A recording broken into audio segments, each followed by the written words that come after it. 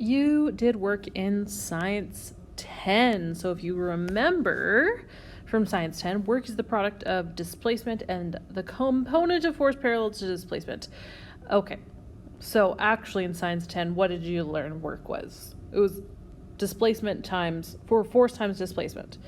Obviously that's what products means, is you multiply, but there's an extra bit of information there that we didn't get you in Science 10, because of course Science 10 is just an introduction and Physics 20 is like, okay, let's actually learn about this thing now. So work, yes, is force times displacement in a way, but it's actually not as easy as that. So it's the displacement times the component of force that is parallel to the displacement. Okay, so that's really important. That's not something that you really learned in Science 10. But we need the component of the force that's parallel to the displacement. And that force times displacement is work. Okay? And work is a scalar quantity, so we're actually not going to be worried about direction or anything here. So keep that in mind, but we can still have negative work, and we're going to talk about what's happening there. So yes, in Science 10, we didn't lie to you. We just didn't give you all the information. That's all that's happening. So instead of work being force times distance, it's actually force times distance times cosine of theta. Why is it cosine of theta? Because again, if force is not perfectly parallel, say your force is being applied at an angle, then we only need the component of force that's parallel to displacement. So if force is already parallel, we don't need to multiply by cos theta. But even if we did, the angle would be 0 and cosine of 0 is 1. So yay, nothing changes. But as soon as our force is not perfectly parallel to displacement, I only want the component of force that is parallel to displacement, so I need to multiply that by cosine of theta. So W is work. It's if you don't remember, the unit for work is joules. Okay? F is of course force. D is of course displacement. We're used to that, but theta is the angle between the direction of the force and the displacement. So important. Okay? So now, of course, Physics 20, we're expanding the definition of work to what it actually is. Okay? So in Science 10, you always only saw times when the force was parallel with the displacement. And so, of course, now I'm going to show you, what if the force isn't perfectly parallel with the way this thing is being displaced? Okay? A little note, remember, joules are newtons times meters, which is pretty easy because, of course, we know force is in newtons, displacement is in meters, and so this is what joules is equal to. There's no unit for cosine theta. And then, of course, we did some unit breakdowns at the beginning of the course. But remember, if I wanted to do a unit breakdown even further here, this isn't a full breakdown, so I need to break down newtons. If you ever forget what newtons are, with the units it's made up of, remember, force is mass times acceleration. What is mass? Kilograms. What is acceleration? Meters per second squared. I'm going to take that and I'm going to multiply it by meters. Okay, so I have meters on the top of the fraction here. This is technically the top of a fraction. So if I'm just multiplying them, then that is kilograms meters squared per second squared. Okay, so that's actually the breakdown of joules in our base units.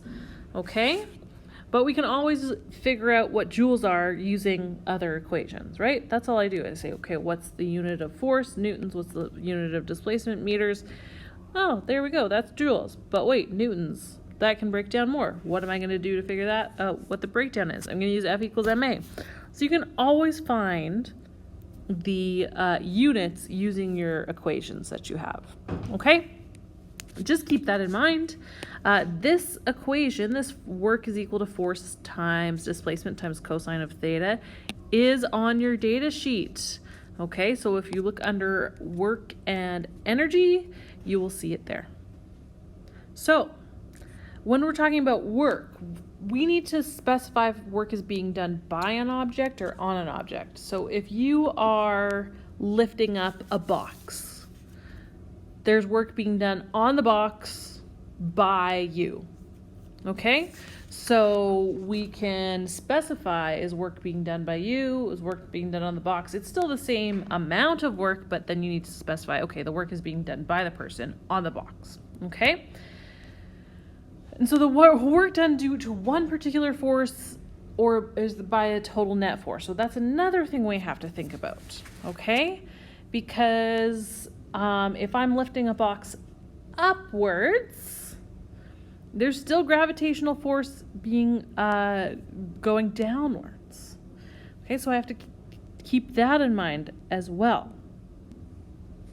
So that depends on is it asking work done on the box or the network. Okay, not network, but like net work. You know, like just not this. The net work meaning the sum of the works. We'll get into it. Just don't worry about it.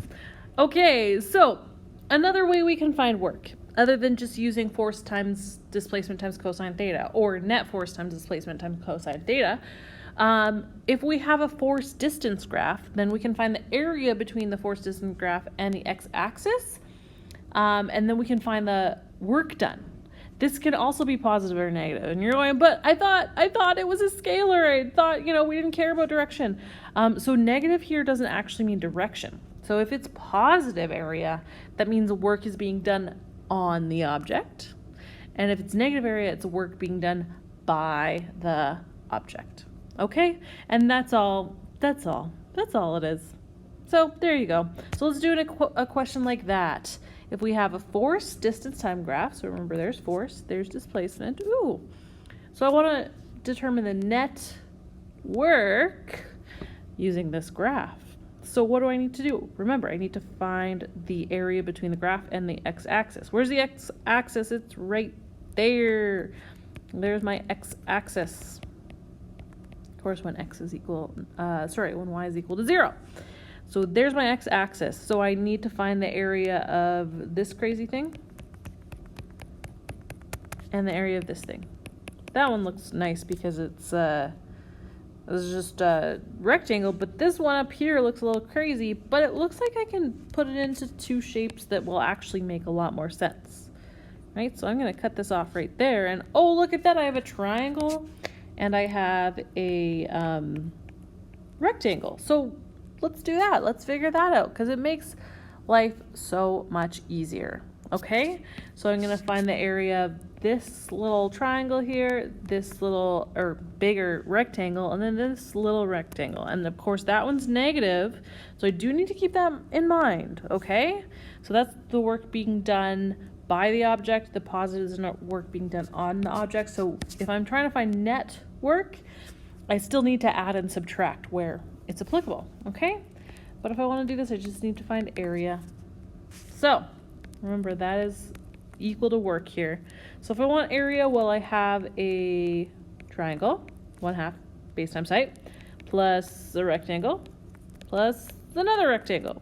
Oh, okay, so let's figure out what these areas are. So 1/2 base times height. So this triangle is going from 2 to 4 in its height, and it's going from 0 to 1 in its base. So 1 in the base, that's meters.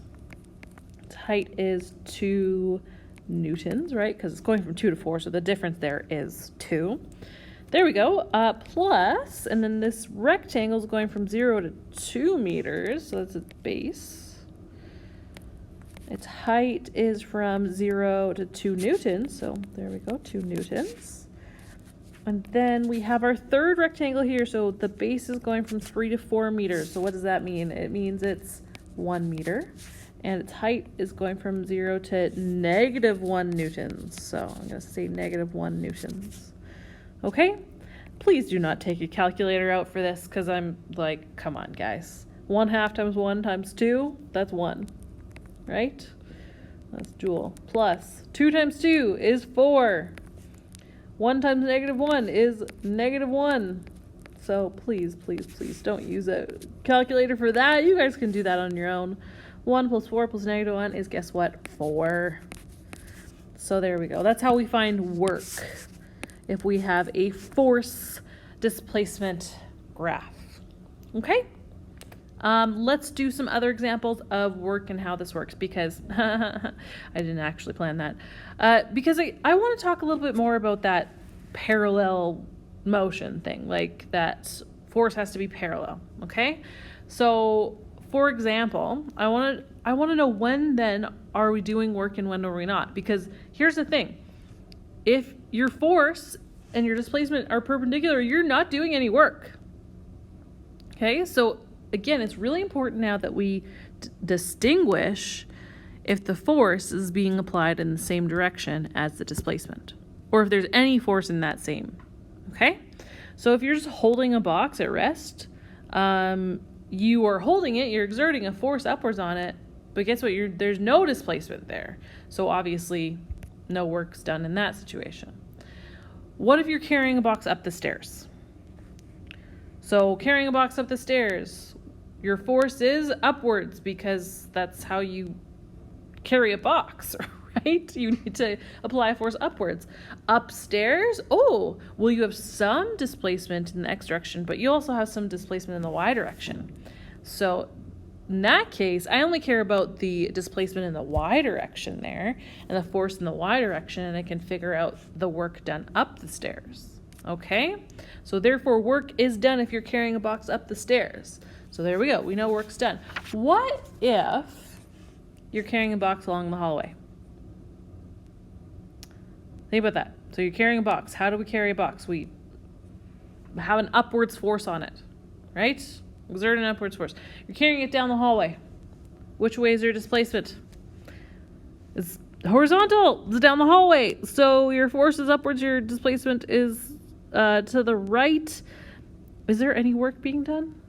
Is it any of this force in the x direction? Is any of this force horizontal? No, it is not. These are completely perpendicular. So if force and displacement are perpendicular, you're not doing any work. Sorry to tell you. So always make sure that there is a component of force that is parallel to the displacement, and then work is being done. Okay? So that's really, really important concept to wrap your mind around, that force has to be parallel to displacement, or at least a component of the force needs to be parallel. Okay? Let's talk a little bit more about that negative work. So remember, that's when force is being done by an object, or when force acts in the direction opposite motion. Okay? So for example, friction. Right? We know friction always opposes motion. So that's always going to give me negative work. Now you're saying, again, negative work, what? Because the thing is, work is a scalar. It should not be negative. It shouldn't be giving me a direction. The problem is we're using a vector in order to calculate it, so we still do need to consider that. Okay? So no, the work's not negative, but the thing is, this sometimes gives us negatives. You guys aren't used to that yet, but think about when you're talking about friction. What's the angle, right? If your displacement is this direction, here's your displacement, what direction is your force of friction? It's this way. What is this angle between this and this guy? That's 180 degree angle. And if you put cosine of 180 degrees in your calculator, guess what you get? -1. So this work done by friction becomes force times displacement times cosine theta, but cosine theta here is 180 degrees, which is -1. So that's why it ends up being negative. Okay, it's still a scalar, but we need that angle between the force and the displacement. And in the case of force of friction and displacement, the angle between them is always 180 degrees, right? Because force of friction always opposes motion. And that's why we still get that negative there. Okay? But yet the fact remains, work is still a scalar. So that's how we kind of put it together. We're like, but we need the thing that's parallel, and yeah, what's the angle between the displacement and the force? So there we go. Okay, so why is this important? Because work is still force times displacement. But when we're talking about net work, well, now we know that forces, if you like move something one way, there's probably a force going against it, right? There's very rarely just one force at work. So when I need to find net work, I'm talking about there's probably different forces at work here, okay? And so it's going to have something to do with net force. So if I want net work, there is two different ways that I can calculate this. I can find the work done by each individual force at work and then add it algebraically. Of course, I still need to do this in the x and y directions, right? So I still need to kind of keep it there because work done in the, depending on if you have something going up and down or right and left or whatever. So really the x and y, or x or y, is always going to be like, what's your displacement? If your displacement is in the x direction, then I really only care about the x direction. Okay, if it's in the y direction, I really only care, if your displacement's in the y direction, I only care about the y direction. So it's not in the x and y in what we're used to with, I need to find the x direction and the y direction, because no, like I said, not a scalar, but not a vector. It is a scalar. Work is a scalar, but we do care about what direction the displacement's going because that helps us tell the work. Okay? So, again, pay attention to the displacement. So I'm actually going to say in x, I should say x or y, not x and y, because again, here, we won't actually do that. To know whether you're looking at the x or y forces, you want to look at displacement. Which way is that happening? Okay, so we'll still can do the work done by all the forces, but if the displacement is in the x direction, then I don't care about the forces in the y direction. Okay, so that's one way to get net force. Is, the work being done by force 1 plus the work being done by force 2 plus the work being done by force 3 and so on and so forth.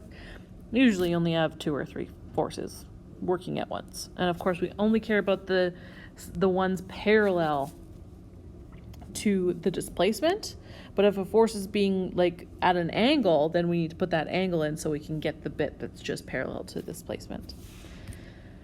Or I prefer this method. I mean, it depends on the question, but if we have angles and stuff like this, we just spent how long practicing how to find net force? So find net force in the direction of displacement, multiply it by displacement, and you find net work. Okay? So that's really nice. So if I want to find net work, another way to do that is find the net force. Remember, the net force that's parallel to the displacement. That's what I care about. And then I can just multiply it by displacement. So that's another way to find net work. So again, we're only finding net work if there's multiple forces happening. Okay? So let's do a couple examples. So I want to do one example. I want to show you using both methods how you would use this. Okay?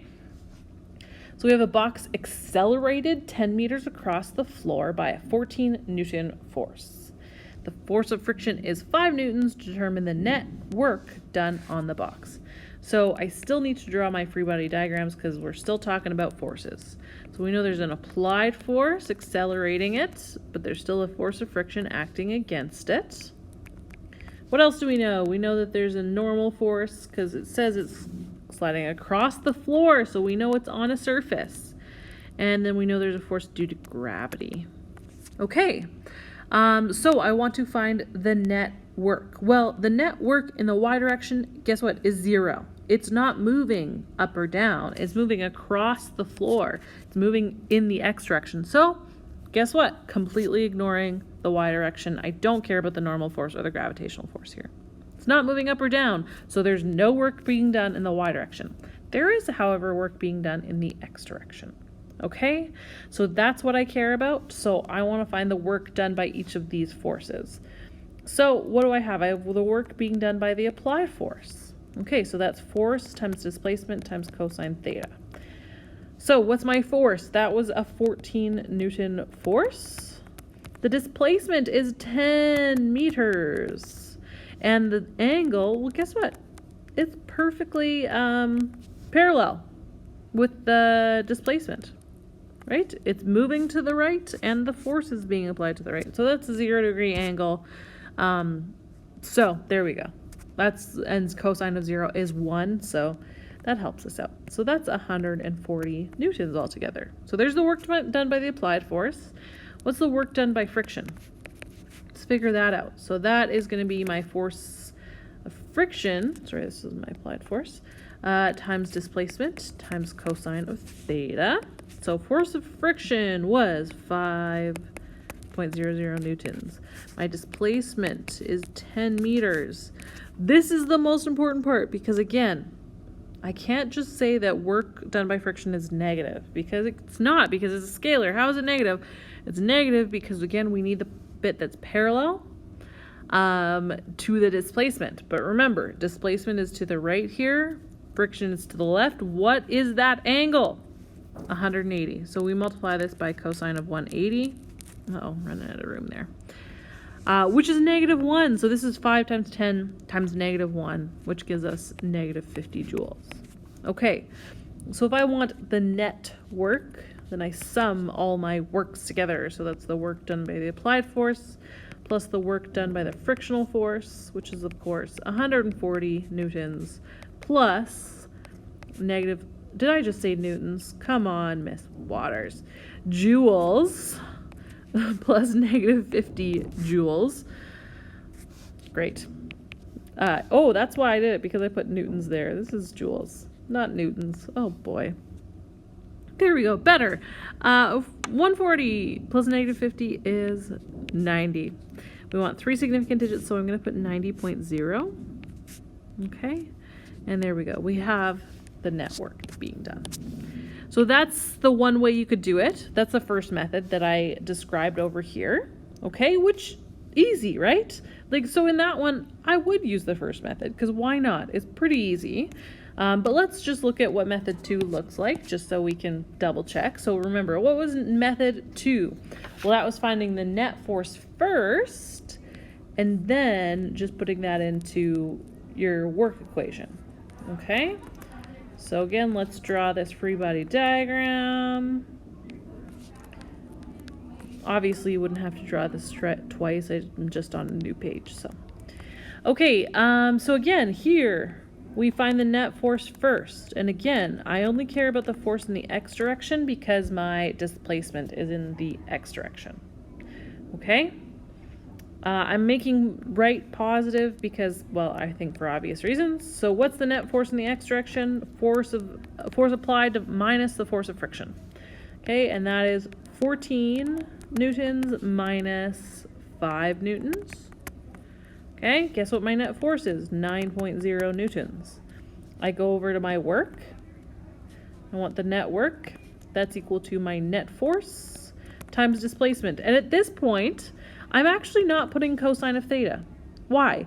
Because I found the net work in the same direction as my displacement, right?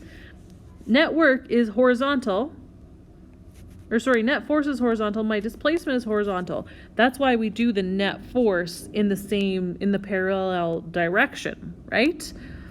So then I don't have to multiply by cos theta, okay? So as long as you always find the net force in the parallel direction, you don't have to multiply by cos theta because then it will always, always, always be 0. Okay? So my net force was 9.0 newtons and my displacement was 10 meters. And oh, look at that. I get the same answer as I did before. So whatever method, it really doesn't matter to me. And you know what? You may use different methods for different times. And that's okay, because I'm going to show you an example on the next page where you're probably going to want to use net force, okay? But for something like this, if you just want to do work by the applied force plus work times the frictional force and do that, absolutely do that, right? So it might depend on the example what you want to do. I want to go on to now another method, or another thing that kind of question that you could get with work and what that looks like. Okay. So for example, I want to know the minimum work needed to push 1,000-kilogram car 300 meters up a 17.5 degree incline. Okay, so what work is needed? So why is any work needed? Well, we need to counteract gravity, right? When we're pushing it up a 17.5 degree incline. So if I'm doing that, right, here's my incline.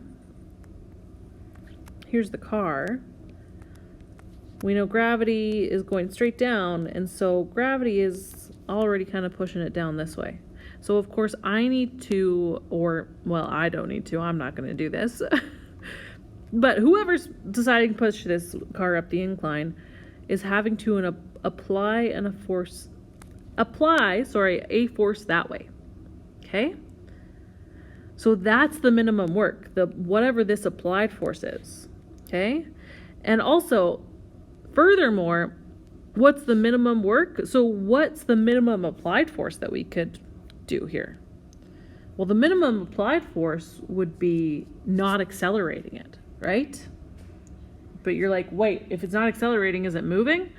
Well, yes, it is, because we can move it something at a constant speed, right? But as soon as I make that acceleration bigger than 0, I need to apply a bigger force, which means more work. So if I'm talking about minimum work, but it's still moving, I'm talking about no acceleration. Okay? So if you're looking for what's the minimum work needed, then I need to consider the fact that acceleration needs to be 0, which means we have constant velocity. So that's going to be the minimum work needed, because that's the minimum applied force needed to move this up the incline. Okay? So here I'm actually looking for that applied force. How do I need to counteract gravity? Okay? I should probably finish my free body diagram just by the way and put all these. So we have Fg, force of gravity in the x direction, force of gravity in the y direction. So here I'm going to ignore friction. I'm going to be nice. But again, here I'm trying to figure out what's the minimum work needed. So I need to know the work done by the applied force. And how do I minimize that applied force? I move it up at a constant velocity. So then I know acceleration is 0. Okay, so in this case, I'm actually looking for the applied force. And that's equal to mass times acceleration. Here I say in the x direction. Oh, that's force in the x direction. And I'll say upwards is positive because it's moving up the incline. And that makes my applied force positive because that's what I'm looking for. I'm looking for that applied force. Okay? And then I'm going to subtract the force of gravity in the x direction here. And we're ignoring friction. So we're assuming, since it's moving up the incline, usually friction would be going down the incline. But we're going to assume that there's no friction. Then this will be super easy to push this up the incline, right? Isn't it nice when you live in a perfect world with no friction? Actually, it's not, because then things slip everywhere and nothing stays on the ground. So let's actually thank the Lord that we live in a world with friction. Or thank whoever you want to thank. So that's going to be 0, of course, because we're saying minimum work, no acceleration, moving at a constant velocity. So how am I going to find my applied force? Well, it's going to be equal and opposite to my gravitational force in the x direction. So remember, my 17.5 degree incline is there. This guy is 17.5. So that's force of gravity in the x direction, which is mass times gravitational acceleration times sine of theta, because the x is on the opposite side. Okay, I can find my applied force. Isn't that nice? So that's 1,000 kilograms times g times sine of that incline angle, which is 17.5. So the minimum applied force needed to push this car up the incline, this lovely frictionless incline, would be 2.95 times 10 to the 3 newtons. Okay, but I want the minimum work needed, but of course, since that's the minimum applied force, then finding the minimum work here is going to be super easy, because it's just that applied force times displacement. Now, I almost don't want to do this, because then I put the cosine theta there, and that's on your data sheet, so we do need the cosine theta, but then so many people want to put 17.5 there. Why is that incorrect? Remember, displacement. Which direction is displacement in? It's up the incline. My displacement is here. Which direction is my applied force? Up the incline. So displacement and the force I'm looking at right now is, guess what? The angle between them is 0. So be careful. That's why we look at the forces in like the parallel directions. Okay, so here we actually have already our applied force and displacement are already parallel. So do not put in 17.5 for that cosine. Please be careful. Okay, so this 2.95 times 10 to the 3 newtons. And then I multiply that by, oh boy, I'm running out of room, 300 meters. And then this cosine, multiplying by cosine theta, well, that is cosine of 0. Okay, so I would multiply that by the cosine of 0 degrees, which is 1. So if you want to ignore that here and say, oh, no, never mind, I'm not even going to put that because I know that's just going to be 1, and it's going to mess me up, then yeah. Okay, that's why we do things parallel to displacement. That's why we're not working in our regular horizontal and vertical. When we're on an incline, we want to look at parallel to the incline and perpendicular. Okay, what do we get for work when we do that? We do 8.85 times 10 to the 5 joules, because of course we measure work in joules. So that's the minimum work needed. So remember, when it says minimum work, I want to know what's the minimum applied force to make this happen, and that's when acceleration is 0. So this is, of course, just part A. So guess what part B is going to say? Part A says ignore friction. Don't ignore friction because that's stupid, because when is there ever 0 friction? Pretty much never.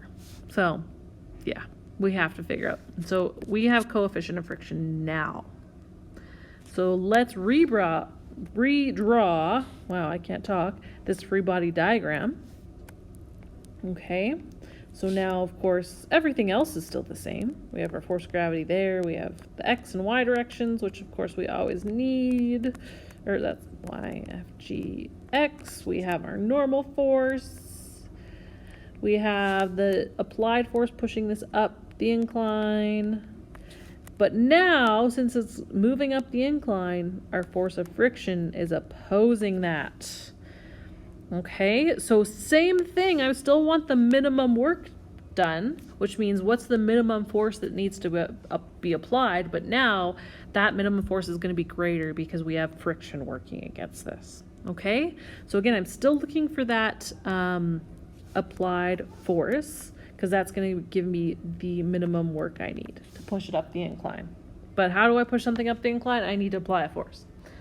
So I'm going to say up the incline is positive. I'm going to sum the forces in the x direction, because that's equal to mass times acceleration, which here is 0, because again, we want the minimum force, which means we're going to move it at a constant velocity.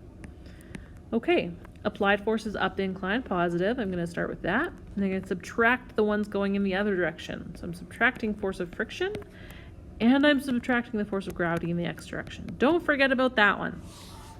Okay, so there we go. I'm again looking for applied force. So how do I find applied force? I'm going to add force of friction and force of gravity in the x direction to both sides. Force of friction is mu Fn. And plus force of gravity in the x direction is mg sine theta. So I need to find normal force. We've done this a million times at this point, right? You guys all know how to do this, right? So I need to find applied force or normal force. Guess what I'm going to do? I'm going to go to the y direction. Should be like old hat to you now, right? So we know what we got to do when we got to find normal force. We go to the y direction. So here, what do we have? We have normal force acting upwards, and we have gravitational force in the y direction acting downwards. So I have to subtract it. But remember, force of gravity is not going, or is going straight down, but I care about this perpendicular to the incline. So I need to make sure I know normal force, right, perpendicular to the incline, And so that's equal and opposite to the force of gravity perpendicular to the incline, which is mg cosine theta, of course, since that one is on the adjacent side. That's what I'm trying to say. Oh, do I need to keep explaining this? I feel like we've done it a gajillion times now. So hopefully we understand that. Now I can put that in for Fn. Okay, right here. So that's what I'm going to do. Okay. We're almost done here, I promise. Oh, you're like, we just keep doing the same thing over and over. Yeah, that's how physics works. We kind of just build and build and build more and build more on the same thing. Okay, so there we go. Let's find our applied force. There's some people in the hallway being really loud and it's really, really annoying. Okay, how are we going to do this? So, by the way, just a little trick to write less. Both have mg in it, so I'm gonna go ahead and factor them out when I'm writing down the numbers, because it just makes it a little bit less crazy. Okay, just so you know. So when you're like looking at this and going, what the heck are you doing here? Why are you putting mass first? I'm factoring out mg so I can write less, because at some point I just don't want to get carpal tunnel, you know? Because I'm just like writing this stuff over and over and over and over, and I don't want you to get carpal tunnel. So what do? We use math tricks with factoring and stuff once we get to higher up in the physics world, because if we don't use these tricks, we're just going to be writing forever, right? So there we go. If I calculate that, my applied force I get is 5.3 times 10 to the 3 newtons. So that is the minimum force that needs to be applied to move this up the incline. So then if I want the minimum work, well, it's just that applied force times displacement times cosine of theta. Wait a minute. Does that cosine theta mean the incline angle? It absolutely does not. It means the angle between the force and displacement. I found the force going up the incline. The displacement is up the incline. These are already parallel. Yay! So this is really the cosine of 0, which is equal to 1. So I can just go ahead and ignore it. Okay? So really, if I want to get work here, since I already figure out my force that's parallel to the displacement, don't worry about cosine of theta. Okay, what do we got? 5.3 times 10 to the 3 newtons times displacement is, oh, what was our displacement again? 300 meters. There we go. Lovely. Okay, what do we get when we do that? We get 1.59 times 10 to the 6 joules. So obviously it takes a lot more work once we add friction in there, because, well, friction's in there. Makes a lot of sense. Okay, so that's how we can use net forces and things like that. So remember, when it says what's the net work needed, then we just find net force multiplied by displacement. But if it wants like the minimum work needed to push something, that means you're looking for the applied force and the minimum applied force. So always remember, whenever it says minimum, oops, what did I just do? No, go back. When it says minimum work, remember that means no acceleration. Okay, but that doesn't mean we're not applying a force. It just means we're going at a constant velocity. Okay, so know that that's what that means. Okay, that's what minimum work means. It means constant velocity, no acceleration. Please remember that. You're gonna see it. You're gonna see minimum work, and you're gonna need to know what that means. So please remember. Okay, that's all I have for today. So hopefully that didn't confuse you too much. See you next time.